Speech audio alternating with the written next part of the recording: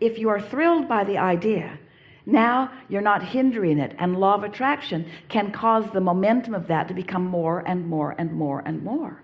So that this seed of intelligence that has been born long before you received the idea of it, but is evidenced powerfully by the desire or the idea that came. Now this powerful desire that is within you is evidence of your access to intelligence.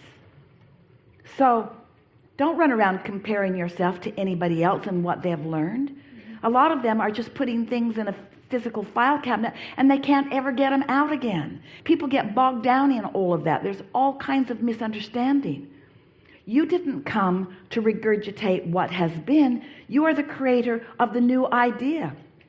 And all of this non-physical energy and this infinite intelligence that is focused to you and through you is eager for the new idea, not the old, dull, stale, regurgitated idea. It's the new idea that only you can bring. Do you see what you're bringing to this forum with your powerful questions here and now? This conversation would not be if it were not for the platform that is you. That's powerful and important, and your questions are allowing this powerful intelligence to flow forth into this forum, into this time-space reality, having a conversation that has never been had with this kind of clarity before. That matters a lot. That's your intelligence. That's your aligning with that intelligence. That's your desire that has brought this about. You see what we're talking about? Mm-hmm. That matters.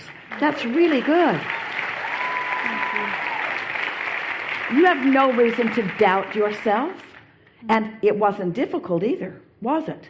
You weren't pushing forward on anything. You're just sitting here in a desire of wanting to know, allowing information to come. And there hasn't been one thing that Esther has interpreted from our knowledge that you didn't receive in exactly the way we meant it. In other words, you didn't misunderstand what we said. That's intelligence.